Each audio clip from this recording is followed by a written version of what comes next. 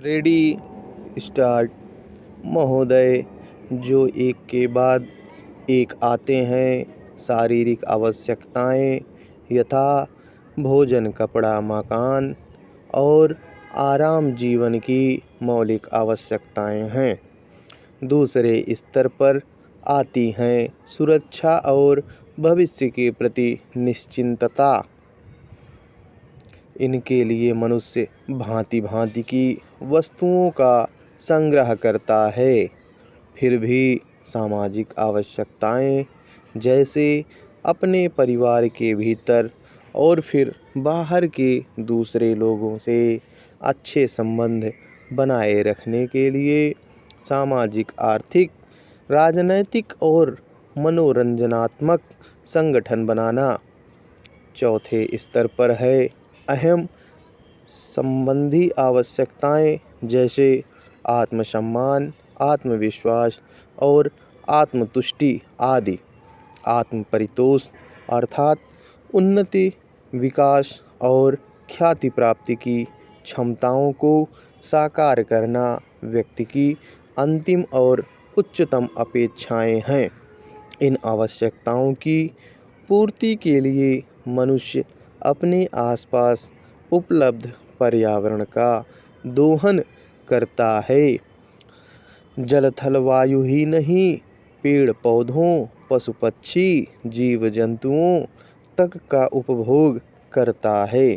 सभी शक्तियों का, यहाँ तक कि सबल व्यक्ति अपने से निर्बल व्यक्तियों तक का दोहन करता है, जो शोषण की सीमा तक पहुँच जाता है।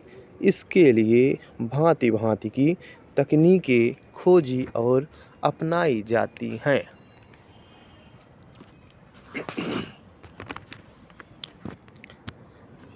प्रौद्योगिकी ने मनुष्य को भांति भांति की आवश्यकता की वस्तुएं अभूतपूर्व प्रचुरता से देकर संतुष्ट किया है और आवश्यकता की सीमा रेखा भी खिसकाई है। विलासिता और सजावट की ऐसी सामग्री भी दी है जो अब बहुत कुछ आवश्यकताओं में गिनी जाने लगी है।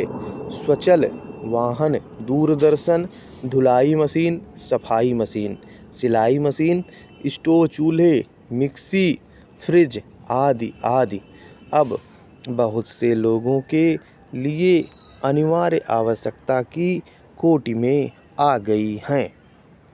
तकनीकी और औद्योगिकी से यह सब संभव हुआ है, किंतु एक ऐसा अल्प वर्ग भी है जिसके लिए विलासिता आवश्यकता की कोटि में आ चुकी है। विज्ञान की जन समुदाय के लिए तो मौलिक न्यूनतम आवश्यकताएं भी विलासिता ही बनी हुई है। औद्योगीकरण के सहारे मनुष्य ने जितना भी विकास किया है उसे वह उन्नति कहकर संतोष करने लगता है और अपनी द्वैध प्रकृति के कारण यह ध्यान नहीं देता कि इस विकास से वर्ग भेद पनपा है। अमीरी गरीबी के बीच की खाई चौड़ी हुई है। जो व्यक्ति मानव की समानता, समाजवाद या साम्यवाद के गीत गाता है, वही अपनी द्वैध प्रकृति के कारण अपने पर्यावरण, यहाँ तक कि मानव के भी शोषण के नए नए तरीके खोजता है। यह शोषण बलात्कार की सीमा तक पहुँच गया है। मनुष्य ने अपनी बुद्धि का प्रयोग किया, फलस्वरूप भांति भांति का औद्योगीकरण हुआ और जल थल वायु सब प्रदूषण के शिकार हो गए। जितना ही अधिक विकास हुआ उतना ही अधिक विनाश हुआ। प्राकृतिक संपदा का भीषण ह्रास हुआ। व्यापक वन विनाश से भूमि बंजर और मरुस्थल बन गई। एक बड़ा हवाई जहाज एक दिन में जितनी ऑक्सीजन खर्च करता है उतनी ऑक्सीजन 17,000 हेक्टेयर वन में तैयार होती है। और वन बचे ही कितने हैं।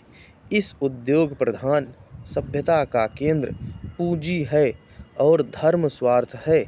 मनुष्य मनुष्य का शोषण कर रहा है। देश देश का